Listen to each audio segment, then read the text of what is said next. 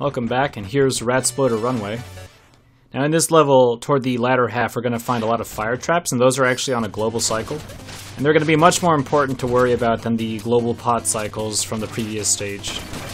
So just try and keep in mind that while it is possible to get back on cycle, it's very difficult to if you don't know what to expect. Because we have access to Turncoat, it's actually not the end of the world if you're just a little bit behind. So if you make it to this room and you see the fire traps up, you can always just use the Turncoat to roll through the flames.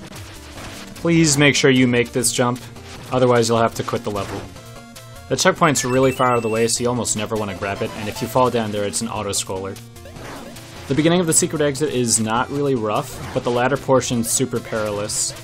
Rushing can easily get you thrown into a pit. Sometimes it's better to just stand your ground and take a 3-second loss than to fall down and end up having to start all over again. Take some time to sit down and practice and figure out what the safe spots are to stand on this last bit.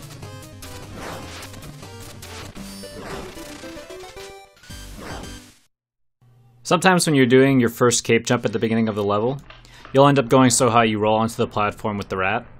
It's important to hold your cape just in case that happens so you don't accidentally end up dropping it before the rat goes through you. If you're not super comfortable with moon jumps, you can also just do a brigandine bash upwards in this section. Keep in mind that you'll have to then roll through the rat, and when you're rolling over these dirt blocks, make sure you roll at the last possible moment so you don't actually roll through them.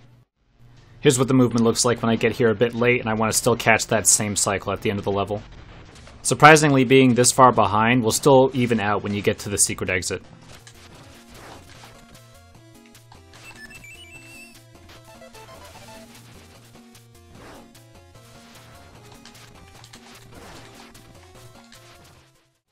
Similarly, on this last section, provided you're not panicking or making too many mistakes, you can still catch up to the appropriate cycles.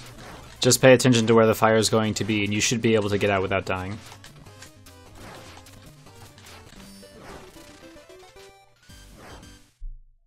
There's not a whole lot of surprising stuff to say about Ratsploder, just make sure you're practicing it. Be ready, because next time we're going to take on the Tropical King with a really exciting quick kill. See you then. Thanks for watching.